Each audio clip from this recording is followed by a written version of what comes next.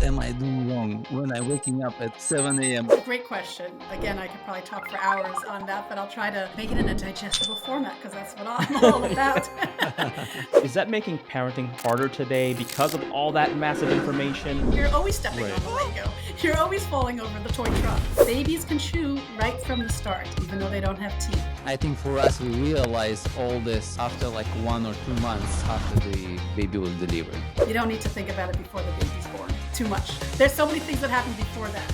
Sharon Mazel is an internationally recognized parenting and pregnancy expert, author, journalist, speaker, parenting coach, and mom of 4 with over 25 years of experience in the field. Sharon's social media has been called one of the most educational IG accounts for new parents and one of the best Instagram accounts for new moms. Sharon is the author of Bite-Sized Parenting, Your Baby's First Year, and in numerous publications including What to Expect, Everyday Health, Parenting Magazine, The Washington Post, and many others. What are some of those check marks or criteria where somebody should have a child? I mean, it's a difficult question. Like, hold on. What question is it? What check marks are you speaking about? You're never gonna be ready for a child. Right, but there are Just many. have a child. Again, I have 4 kids. Who would have thought that I can give so much love to 4 children? It's a lot of kids. Believe me, it's a lot of children. So why rush? Wait as long as possible. Sharon, welcome to the show. The Avenue of the Strongest is a podcast dedicated to exploring the lives and experiences of the most inspiring individuals from around the world. Each episode features interviews with fascinating guests who share their insights and wisdom on a variety of topics, including education, impact, motivation, health, and learning. Here are your hosts, Anayet Chowdhury and Vlad Suleiman. Sharon, welcome to the show. Thanks so much for having me. I'm so excited to be here with you guys. Of course, it's fair to say that many people that are listening into this, especially if they're parents, because we work with a lot of teachers in this space, and many teachers tend to be females, and they also have kids, so they may be familiar with. They are probably familiar with some of your work, but I kind of want to take you back. You've obviously been a prominent voice in this realm of parenting and pregnancy and child rearing. What initially drew you to this field? Did you like literally start this 25 years ago? That was the first thing, and it's been like that ever since? Or I would like to learn more about like the young Sharon 25 years ago. This podcast is sponsored by Argo Prep, an award-winning edtech company serving over 1 million students nationwide. We understand that as parents, you want to ensure that your child receives the best education possible. Say hello to Argo Prep. With over 15 plus educational awards earned in just the past year, Argo Prep's platform offers your child video lessons, quizzes, drills, printable worksheets, and more. Best of all, your Argo Prep subscription comes included with 4 comprehensive digital workbooks that cover all 4 subjects: math, ELA, science, and social studies.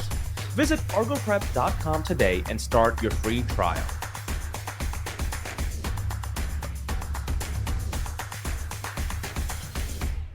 The young Sharon. Well, I'm a journalist actually by trade, and I used to work in television journalism. I was a writer and producer for nightly news, and I did that before I had children. I have 4 children now, and I loved that, and I loved being a journalist, but it wasn't so conducive to having a family because I was coming home after midnight, and then I had little babies. So then I spent 21 years with the What to Expect books and the website. And now I'm doing, as you mentioned, social media. I have my courses and resources and my brand new book that's coming out. And as a journalist and as a writer and as a researcher, I have the tools that I've been trained in to comb through the data, to look at the medical and scientific journals, to read through all that medical jargon, to look at the evidence, to look at the recommendations, and then to translate it into a way that regular moms and dads can understand it so that they don't have to spend, the time going through all those journals, all those recommendations, trying to find the nuance and the details of what's important. And so I really love educating parents in a way that meets them where they are. It gives them the information that they have, that they need to have, that they want to have, so that they can feel empowered to make the best parenting choices for themselves. And really what I'm focused on these days is speaking to today's generation of parents, because there's so much information out there, and I want to create resources that are digestible, so that because who has time these days, right? We are doing 1,001 things, and so we don't have the time to comb through everything that is out there. So if I can really tighten the information that is out there into digestible formats, then I consider that a win. And when I educate parents, I feel so lucky to do so, to impart the knowledge and the know-how, because then I know two things. One, that parents are feeling empowered to make the best choices for themselves, their babies, their families. And two, that they can feel confident knowing that the information that they have and the choices that they're making is the best for them. And so knowledge is power, and that's what I'm here for. Yeah, I absolutely agree with you that there is a lot of information online today, and I can especially relate. And Vlad can also. He has two daughters, but I'm having we spoke about this before we got started, but I'm having a daughter literally in less than 2 months. I'm extremely excited, and I would consider myself like very involved. But oh man, like you can get drowned in the amount of information there are. Some of them are simple to read, some of them are very technical, some of them are scary. I honestly, it's like it's like the ocean. It's like an endless array and just a vast amount of information. But I really love your new book that's coming out, because the whole point of it is content that is easy to digest for the reader. Is that correct? Yeah, absolutely. Today we are very lucky because we have so much information. We can go to online blogs, we can go to social media, we can go to Dr. Google, we can go to lots and lots of, parenting books, huge books that are out there. What I find through my years of experience talking to so many parents is that when there's too much information, it's as if there's no information at all, because you don't know what to look at. You don't know, can I trust this piece of information? I'm reading one thing here and I'm hearing another thing there. How do I reconcile all these different pieces of advice? What is the actual recommendations? What is the most current evidence that is out there? So when we're bombarded with so much information, it's just overwhelming and it's stress inducing. And so what I've set out to do with my book, Bite-Sized Parenting, is to cut through that mountain of information. I present really the essential information that parents need to have, new parents like you, but even veteran parents. But I want to say you guys have, two daughters and another daughter on the way. I have 4 daughters. So there's lots of girls going around here. And girls are the best. They're great. But when you have this wealth of information, it's wonderful on the one hand, but it also creates so much overwhelm. And so my whole aim with Bite-Sized Parenting, and it's a adorable little cover, is to present the information in a way that is, as you said, digestible. I actually call it a choose your own adventure kind of a book, because I have both illustrations with short digestible strategies and bites that you can, when you don't have that much time, you can just look at and get the information you need. And then I have longer form written words. I call it a closer look, where when you have the time, when the baby's asleep finally, and you want to sit down and really understand why these strategies can work, then you can dive deeper in the closer look sections. And there's so many different, and we could talk a little more about some of the features of the book, but really the downside of having too much information out there is that parents tend to get so confused, so overwhelmed, that they start to ignore all the information. And that's not good either, because as parents, we really want to be able to be knowledgeable so that then we can choose what will work best for us. And if we don't have the information to make those choices, then we're flying blind. And that's not, I don't think that's the best way to go about doing it. So here's an interesting question, and it's probably an unfair question to ask, because I don't know if you know the answer to that, but obviously we have social platforms like Instagram and Facebook, and now of course TikTok. Is that making parenting harder today because of all that massive information? Was it easier maybe 10, 15 years ago, where you'd get insight from your pediatrician, you'd read some classic books, or I mean, any thoughts on that? I have a lot of thoughts on that, actually. Okay. So I think that there's positives and negatives to social media. These platforms are really wonderful in some ways, and I'll give some examples of why they're great. parenting, especially new parenting, can feel sometimes isolating. Parents can feel very lonely. You feel that you're the only one going through it. Your newborn is crying and you have no idea why, and you feel like you're the only parent in the world who's facing this challenge. You are dealing with, let's say, feeding solids to your 6-month-old, and your baby won't even open his mouth, and you're like, oh, nobody else is facing this challenge. I must be alone. And as soon as you start seeing other parents on social media having the same challenges, my baby is still crying, my baby won't eat, my baby won't sleep, I'm also exhausted, my house looks like a mess, that helps to create some sort of community, some bonding. And you feel like you're not alone. You feel like you're part of this community of parents who are struggling every single day alongside you. And that helps to, I think, bring down some of the feelings of worry, of stress, and loneliness, because you realize we're kind of all facing the same things. We're all in this together. So there's that positive side to social media. The other positive side is that you can find trustworthy experts.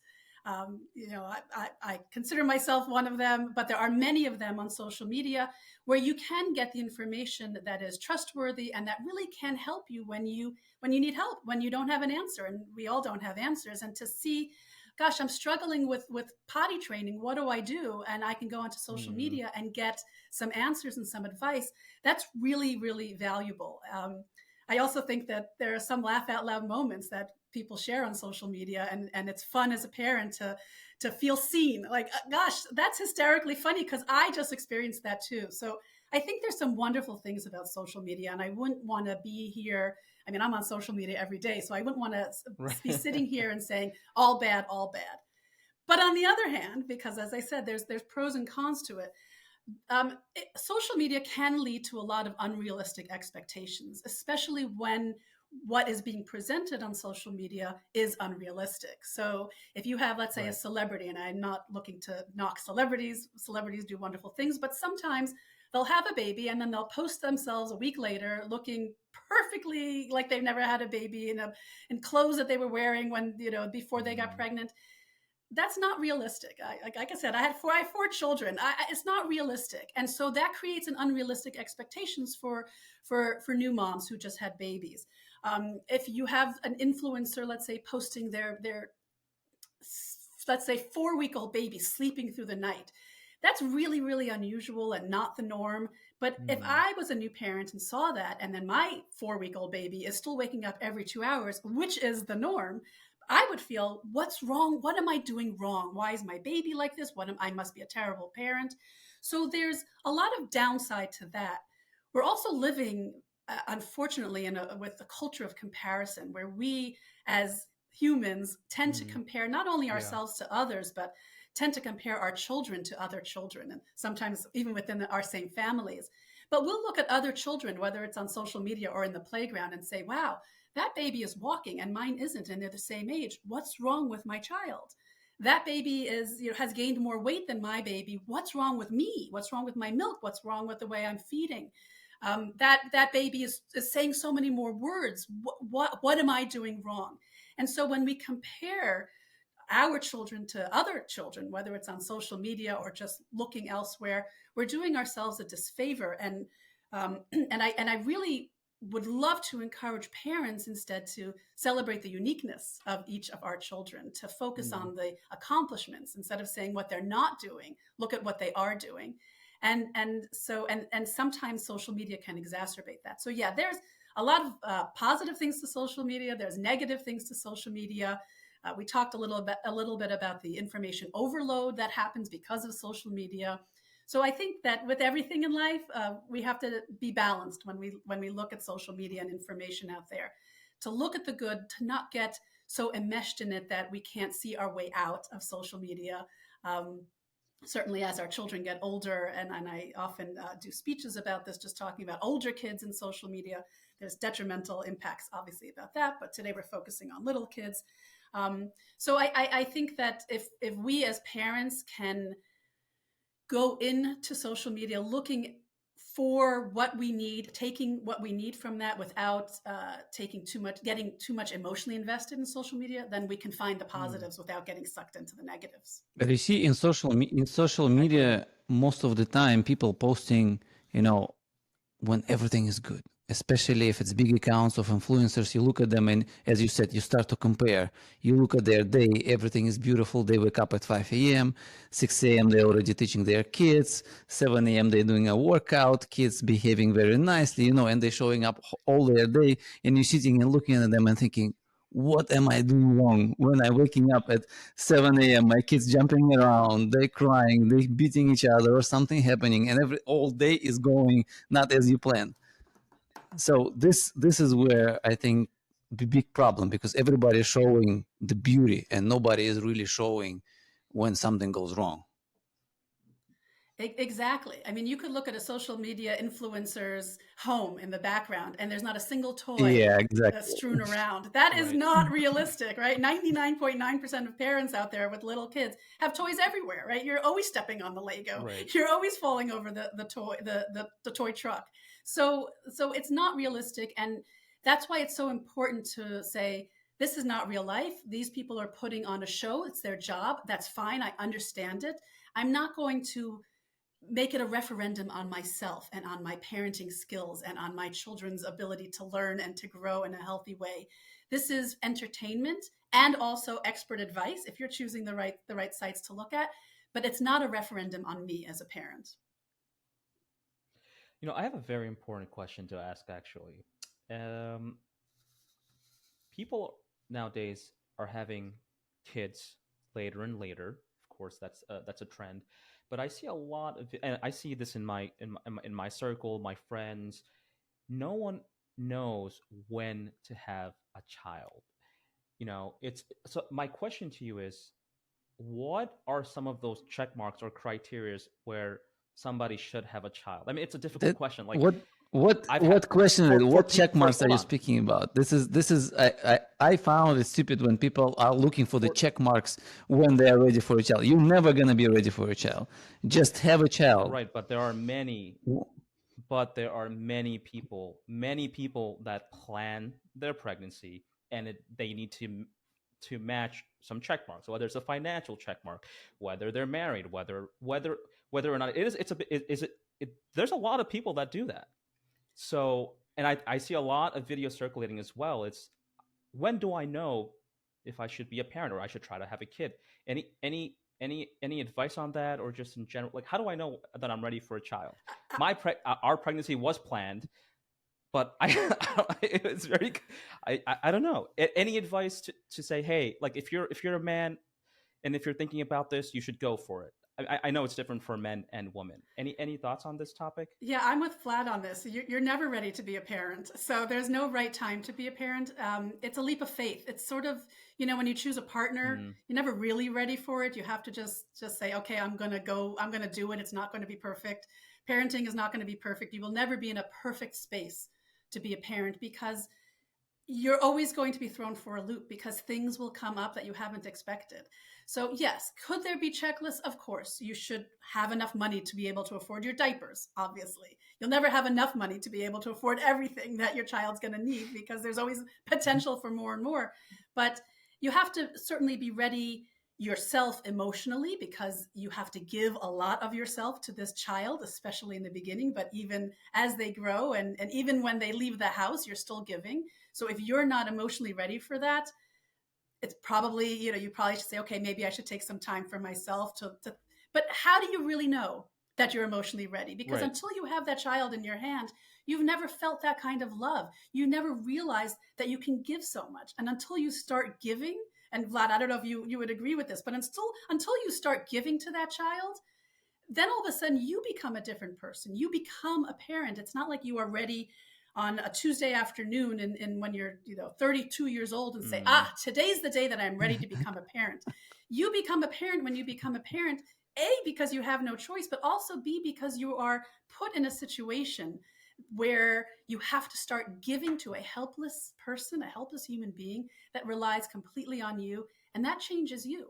That is a learning process for you. That is a growth opportunity for you. So you will never be at the point where you say, today I'm ready, and now I've hit all the check marks. That's the way I look at it. It's a great question. No one's ever asked me that question before, and it's a big philosophical question, I guess. Those people. That is really good advice. those people who wants to do the check. By those people, those are Okay, millions of those people. millions of people, even billions of people who wants to Put put this a in great check mark. place. They just want to control their life. They afraid of, that everything gonna go out of their control. And life is not about control. You will never control your life because there are so many dependents that's out of your scope. You even can't imagine. So stop this check mark. Just go for it. Look, That is I great believe advice. I do believe in the feeling that we all want to control our lives, and I wouldn't, if you can choose when to have your child, I would say that yes, do it thoughtfully, because it changes your life and your life will never be the same again. Your life will never be yours alone again. So it's not something that you should just do willy-nilly and just say, I don't know, I'm never going to be ready, so I'll just do it today. Yes, make plans, try to get all your ducks in a row, obviously. So, right, that's sort of the basics. But I don't think that anybody can sit and say to you, you must have checked these 10 things on this checklist and then you're ready, because you could have checked all 10 and you're still not ready, or you could have checked only 3 and you're ready. So there's no formula for this. It's a wonderful thing though, and so I encourage everybody to, if you can and if you want to have children and understand that your life will change drastically from the moment you become pregnant until until the end of your life. Yeah, for women, they realize it the way, as you said, as soon as they are become pregnant. For men, I think for us, we realize all this after like 1 or 2 months after the baby was delivered. This is when we realize, oh my God, this is a baby. This is when real love starts to grow. And as for example, for myself, I know that the more they're growing, more I love them. And for mom, it's a little bit vice versa. They love them from the day one, and that's it. This is heart open from day one, as I said. Yeah. Yeah, I think that there's something magical about pregnancy, and those who are able to be pregnant are able to bond in a different way because you have this moving Right. thing inside of you. So you're already feeling that child, right? If you're not the pregnant person, then you're the one who's receiving the child in person only after the child has been born. And so there definitely is a difference there. And every stage brings so much magic in different ways, right? Those newborn days are exhausting, but when you look back at it, it's incredible. The toddler days are frustrating, but when you look back at it, it's incredible. The preteen years, the teenage years, and so on. Every stage has its challenges, but also its immense rewards. And it's always astonishing how much love you have to give that you don't even realize you have. I mean, again, I have 4 kids. Who would have thought that I can give so much love to 4 children? It's a lot of kids. Believe me, it's a lot of children. And so it's amazing what we as humans can do and what we're capable of. All right. Vlad, I'll pass it Yeah, to you. sure. I actually wanted to speak about, I think, one of the hottest topics when it comes to kids and pregnancy and all this kind of stuff is breastfeeding versus formula. So while you emphasize the importance of choice without guilt, how can society better support mothers, in whatever choice they choose to do? It's a really hot topic, and it's unfortunate, I believe, that it's become so polarized over the years. It's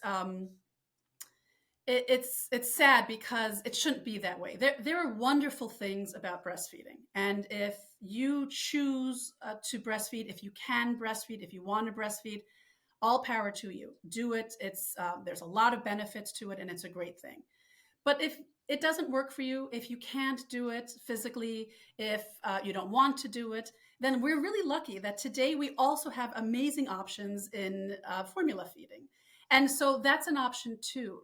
And I also want to say that it's not an either or decision. You don't have to say either I'm going to breastfeed or I'm going to formula feed. You can do both. You can breastfeed from the tap. You can pump and serve breast milk in a bottle. You can formula feed. Sometimes you could do all 3 at the same time, even in the same feeding. There are many options, and the beauty is that we get to choose because they're all good options. The problem becomes when again, on social media or in regular media or on the playground gatherings, in preschool pickup lines, right? Carpool pickup lines.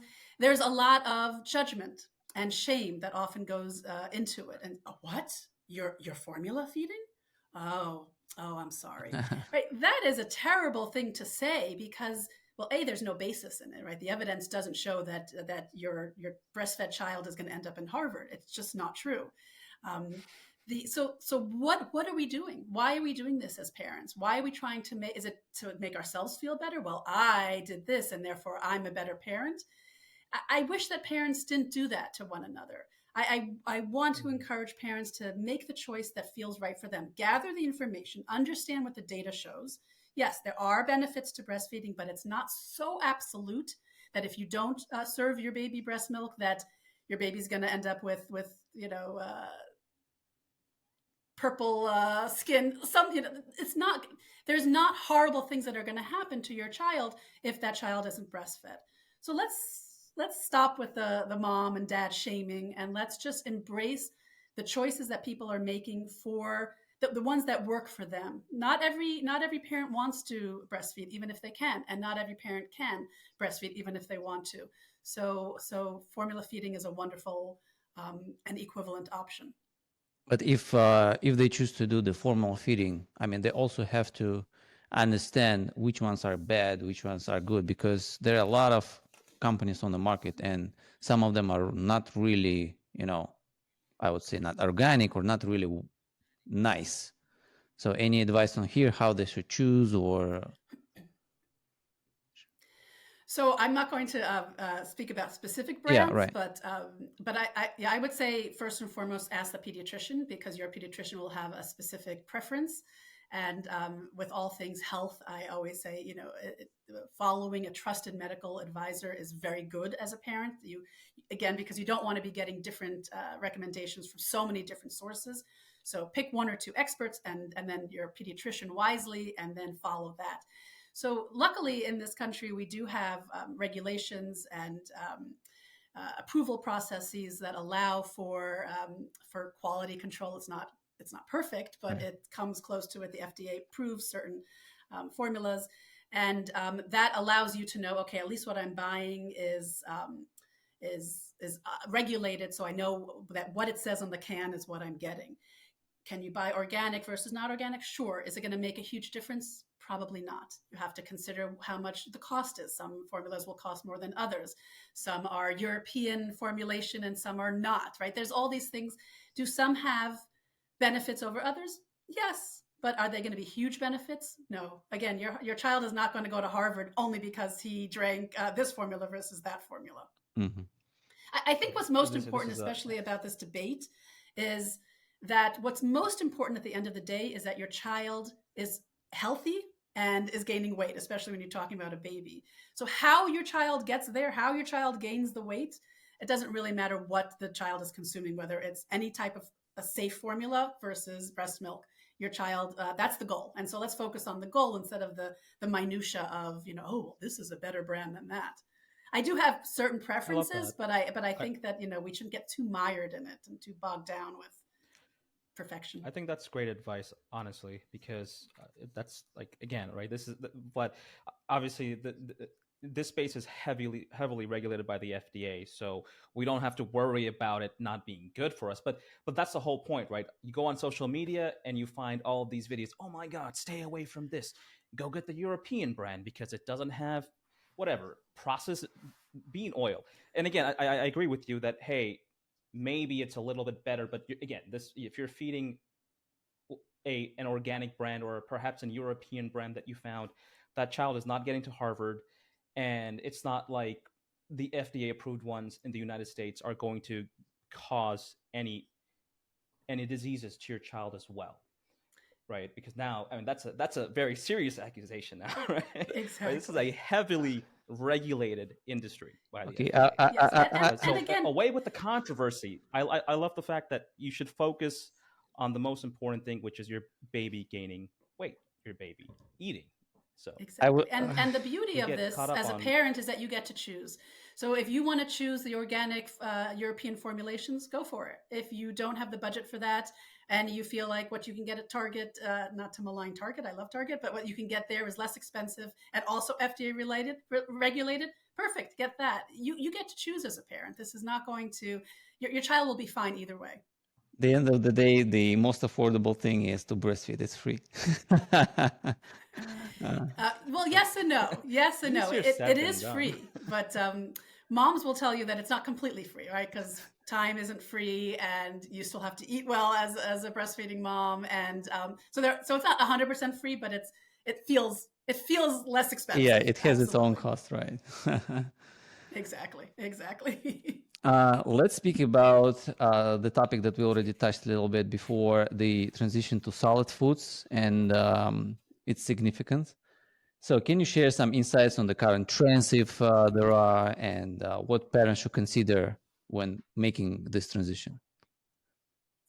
I actually love this topic because so much has changed in the 25 years that I've been doing this. And this is why I love doing what I'm doing, because recommendations change, trends change, knowledge changes, right? We gain more knowledge because there's more studies. And so this feeding solids is a great example of how things really have changed over the years.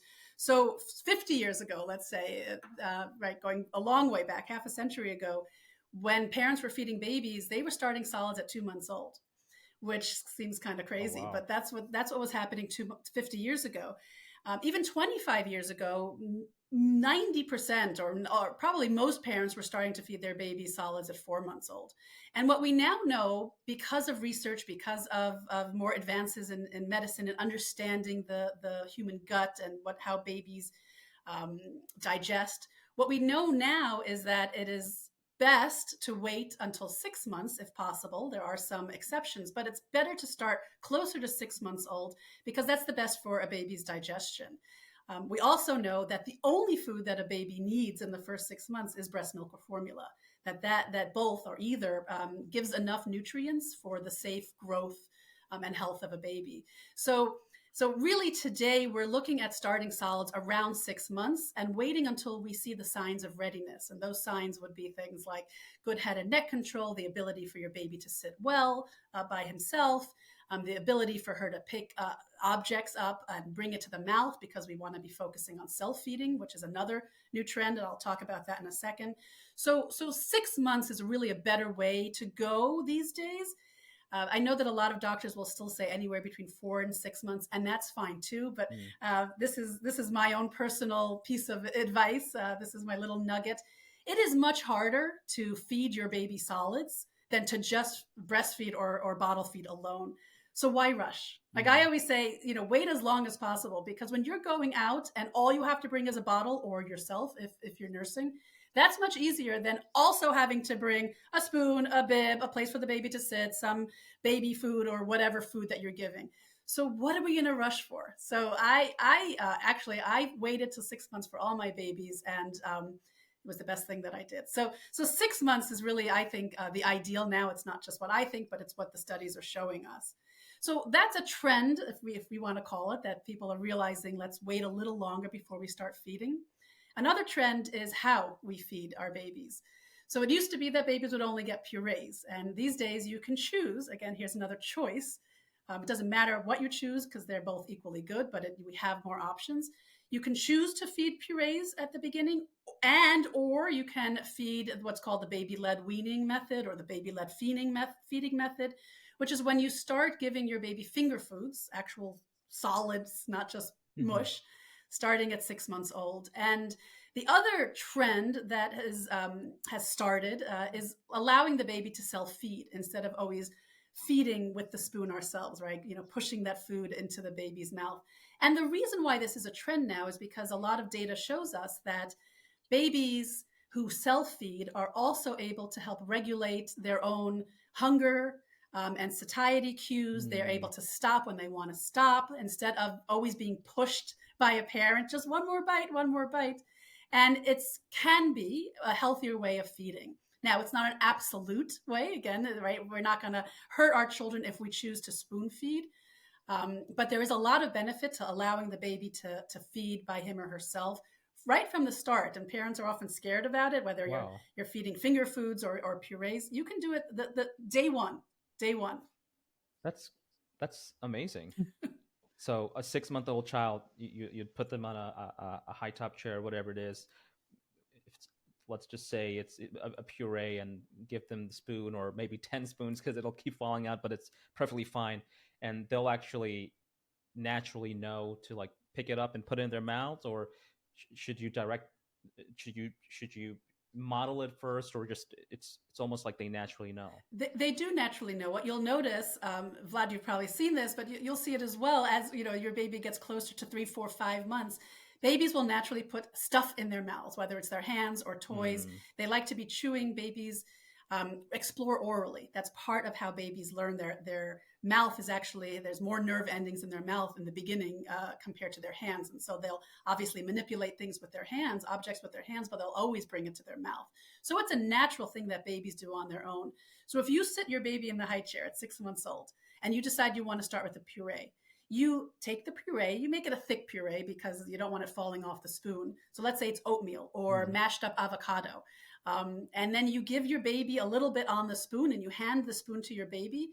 Your baby will take the spoon, most likely, and then try to get it to his mouth.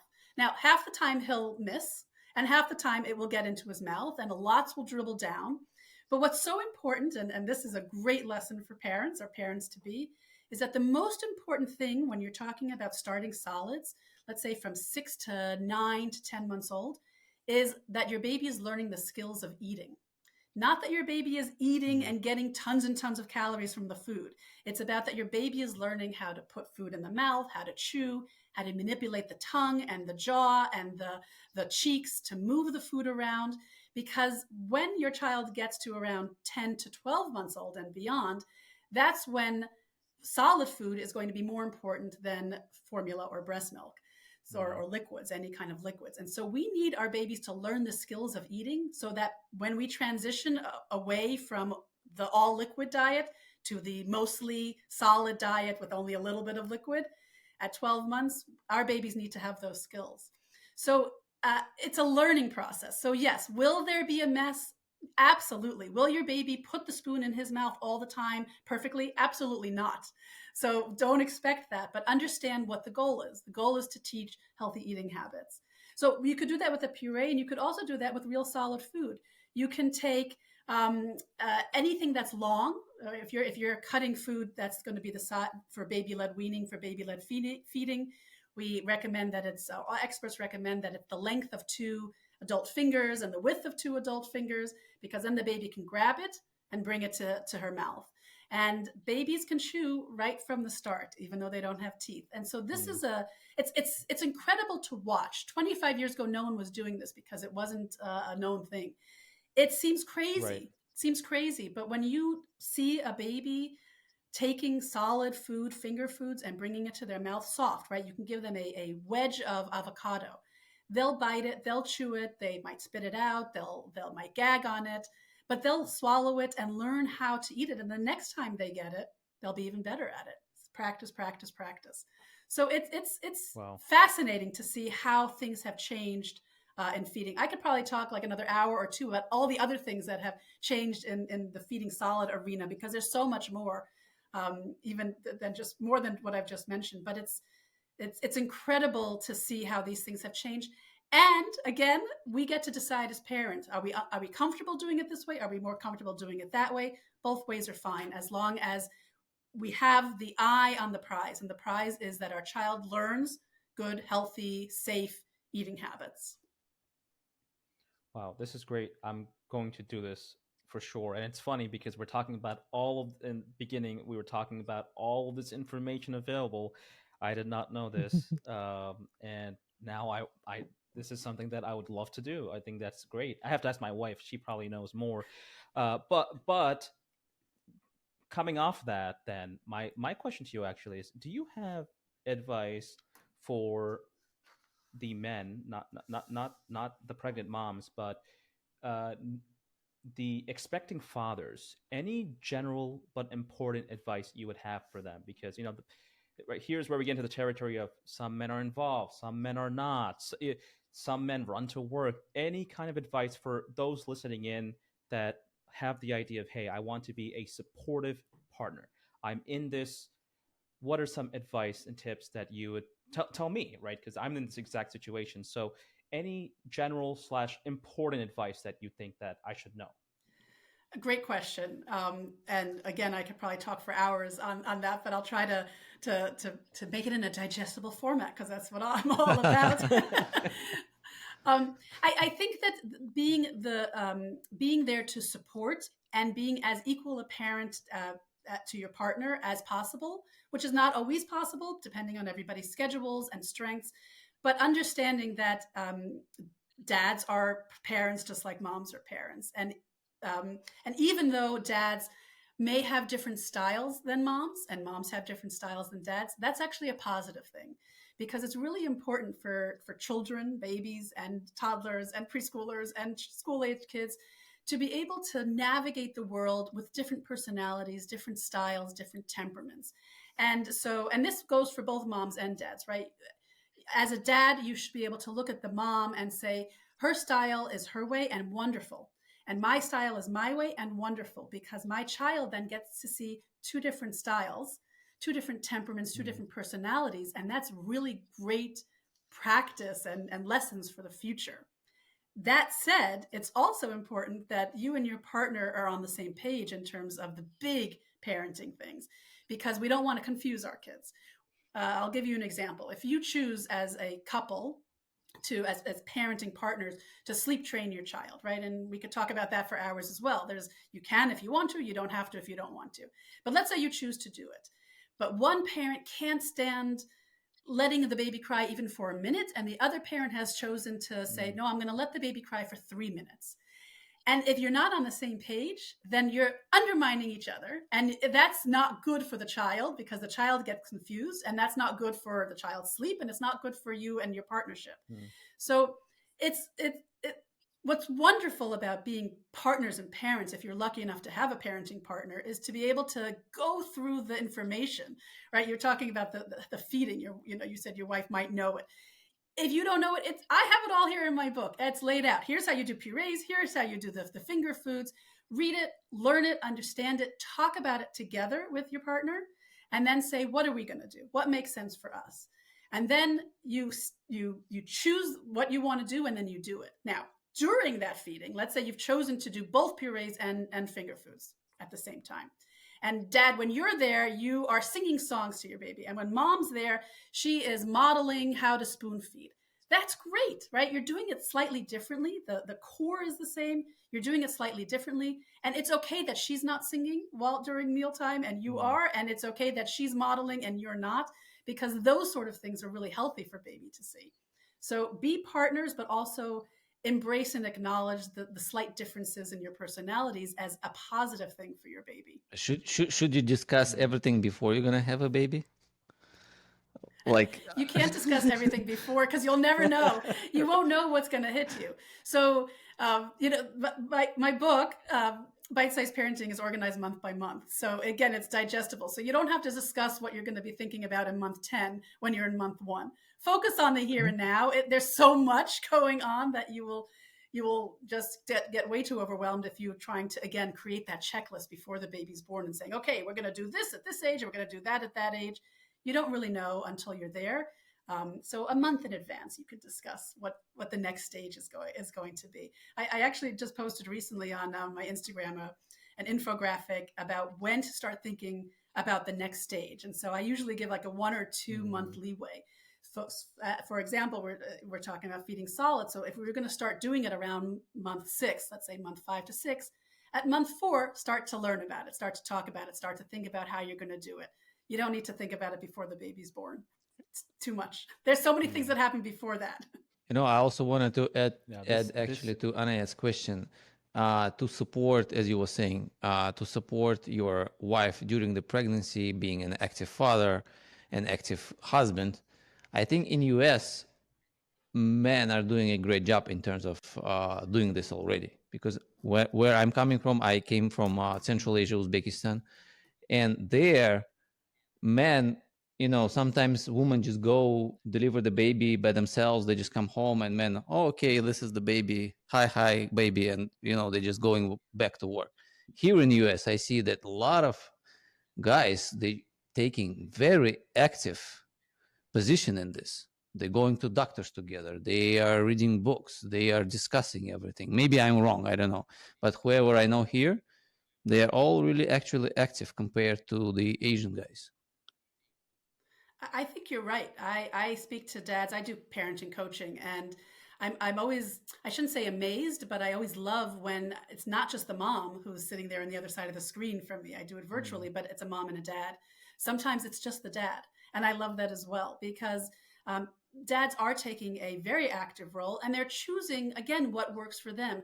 Some dads are stay-at-home dads, and they're taking a very active Right. role. Some dads are working and traveling a lot, so they're not able to physically be there every single day or every evening for dinner. Some moms are like that as well, right? Every partner, parenting partnership is going to look different, and so you have to sort of figure out what will work best in your situation. But I agree that that today's dads are very involved in a positive way. And I think that a good lesson for us as moms is to remember that dads are equal parents and that we shouldn't undermine them and say, oh, I got this, I'm going to do it my way. Right? That sometimes creates tension in a relationship. And so navigating your new roles as parents, right? Because you're, or as a couple of parents, right? In your couplehood is also going to take work because you're going to look at each other differently. You're going to relate to each other differently. Especially if one parent feels that the other isn't involved enough or is too involved, that sort of thing.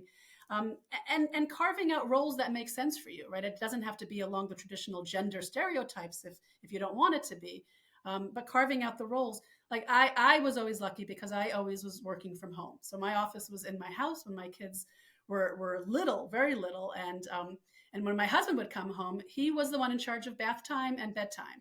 And so I got a little break, and that's what the kids looked forward to because they knew that daddy was coming home and that they were going to be, thrown into the bath. So was he the one making breakfast and lunch and dinner? No, because he happened to have been out and I was in. So we had different roles, but equal in the sense that he was equally involved in just different ways. Right. It's funny. It's when we get on podcasts and we do these episodes, we always, we always ask ourselves before we start, do we have enough content to speak about? And this is one of those podcasts where we can literally speak about, I can speak to you for about 40 hours, like in a row, and I don't think I would have my questions answered, like literally. I mean, I'm not an expert in this area, but this is a relevant topic to me because I am a new father. And I mean, like, wow. I mean, I think in 40 hours, I think we can continue on having questions. That's that's how crazy That's this why is. I wrote Bite-Sized Parenting because all the answers to your questions are in this book and you don't need to spend 40 hours reading it. So that's the whole idea. That is true. That is true. And since you brought that book out, please let us know because right now it is on pre-order and it comes out mid-September. It comes out September 19th. So if you pre-order it before September 19th, you will get it on September 19th. And of course, after September 19th, you can get it anywhere that books are sold, online, Amazon, Barnes & Noble, in bookstores. And it's really a succinct book that really will give you the answers to all the questions that you probably have swirling on in your head right now of how do I feed? How do I put the baby to sleep? How do I give the bath? What do I do with the umbilical cord? Like all those questions that you are going to have when it's 2 o'clock, 2 a.m. in the morning or at 2 p.m. in the afternoon.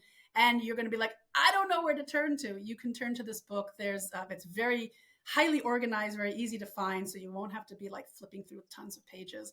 So don't worry, we don't need 40 hours to get your questions answered. It's in there. No, that's awesome. No, I really do look forward to reading it as soon as we get off this podcast. I will be pre-ordering this, and it's fantastic because our due date is October. So just to wrap up, I think we'll have maybe just 2 more questions for you because I can't. By the way, we didn't even get through half of this. That's how great this conversation is. I think actually one of the questions I want to ask, and Vlad, you can take the last question, whichever question you'd like to ask. I think I would like to ask you, out of the thousands of questions that I can possibly ask you, I do want to ask you about screen time. We've talked to incredible individuals in the space like Dr. Shafali and other parenting experts and psychologists. And screen time is like one of those other huge hot topics, right? So, me personally, I would love to, of course, limit the screen time for my child as much as possible. I know it's easier said than done. I think every parent goes with that, idea, and then they just find out it that was probably the worst thought that they can actually go ahead and execute. What are some guidelines? Obviously, the CDC has some basic guidelines, but do you have any recommendations of when to introduce screen time and their limits by age? So the American Academy of Pediatric has very specific guidelines under 2 and above 2 and that sort of thing. They recommend no screen time, certainly under 18 months old. And then when you are doing screen time, that you're doing joint watching, joint viewing, so that you're watching along with your child. Because babies, and what the studies and the evidence shows, is that babies and toddlers don't really understand what they're seeing, even though they seem really mesmerized by it. And so if you co-view with them, then you're able to explain and interact with your child. Oh, look at the doggy. What's the doggy doing? So it becomes sort of like reading a book and doing screen time.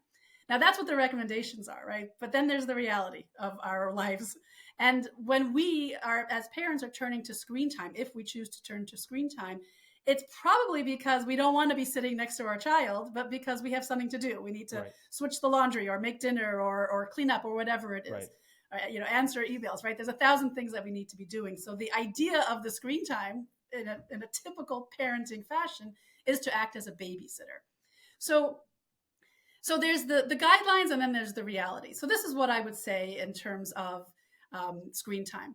We know what the goal is. We have the lofty goal in the recommendations. Try to avoid screen time as much as possible. That's the goal. The reality is that there will be times when screen time will be necessary. One time, which is not some of these more like I need to, make dinner, but I need to cut my baby's nails and he's fighting me. And so I'm going to put on Miss Rachel so that he's mesmerized so that I can get the deed done. There's nothing wrong with that. And so much of what I talk about is trying to reduce the stress that parents feel and the shame or the guilt that parents feel. A little bit of screen time is not going to harm our children. Hours and hours of screen time will. So it's about balance. If you need 5 minutes to do something, to go to the bathroom, for God's sakes, right? You could put your kid in front of the screen, and you know that your child will be mesmerized, safe, whatever, right? That's okay. You are not harming your child. If you're putting your child for hours and hours in front of the screen, that's a different story. If there's always a TV on or a tablet on in the background, and so there's always this external noise, that's potentially problematic. Studies actually show that if there's always a TV on in the background among toddlers, the toddlers are hearing fewer spoken words from their caregiver. And so they're hearing fewer words and then they're speaking fewer words. And so that we see is a problem. That's if there's hours and hours of screens in the background. So life is about balance. Life is about finding that medium, but also understanding why. We understand that too much screen time isn't good for kids. We also understand that 5 minutes or 10 minutes or even 25 minutes of screen time once a week because of an extenuating circumstance is not going to be harmful. So I can give you the specifics of the recommendations, but I think the broader lesson is not to get so bogged down in oh my gosh, my child watched 4 minutes of this and therefore he's not going to get into Harvard. Right. And when would you provide, I don't want to use the word unrestricted, but restricted or maybe even unrestricted smartphone internet access, right? Because we all know when your child hits, now it's like, I don't know, even if you have a 6th grader, they will kill you for a phone. So, you can try your best, but any quick tips there? Well, I'm going to turf that question because I focus on little kids.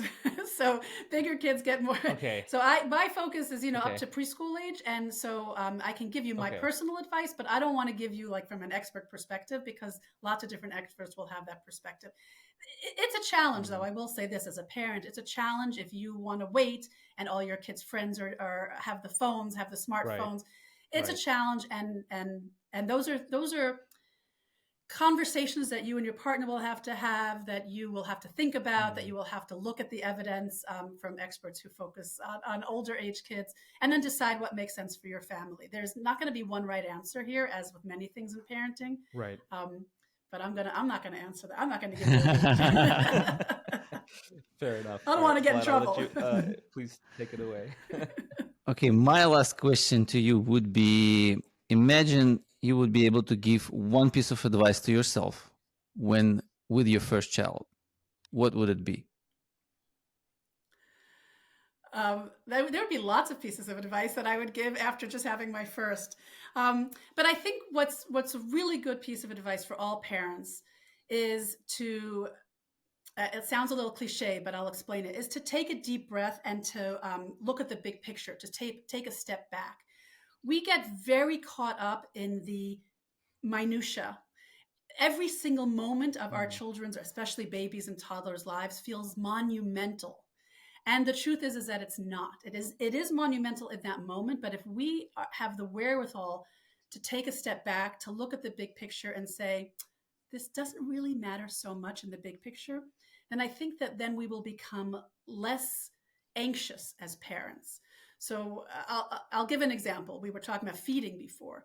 There will be times, and Vlad, I'm sure you've seen this with your kids, that your child will not eat at a meal. You've prepared a wonderful meal and they just decide they will not eat. It just happened this morning. Well, they're not. Look at that. We did not plan this, folks. This is real life. So this happens because our children aren't robots. And just like we as adults sometimes are more hungry than other times, our kids are like that too. So what happens in that moment? Well, most of us, and myself included, get worried. Oh my gosh, my child is going to starve. She didn't eat what I put in front of her. Let me pull out the Puffs and the Cheerios and just give her what she wants because she's going to starve. Now, that's not the best way of doing it, right? Because we want to teach our children, you know, we have what's on the menu today, and we're not going to always give you the only type of food that you will eat. So what, if we're able to take a step back and say, wait a second, what's the big picture here? The small minutia picture is that she didn't eat this meal. But the big picture, let's say this week, I know that she's eaten a lot of food this week. So I know that my child isn't starving. I know that my child will eat when she's hungry. And I know that my child isn't a robot, so that I can't expect her to eat a specific amount of food at every single meal. That's the big picture. That's taking a step back. That's not getting sucked into the muck of the moment that you're in. And I promise you that if your child did not eat a meal, your child will eat, if not the next meal, then the next meal, right? If she didn't eat breakfast, she may not eat such a big lunch, but she will eat dinner because she'll be hungry. Right. And if you look at what she's eaten from Monday to Sunday, it's a lot of food and enough to sustain her to continue gaining weight.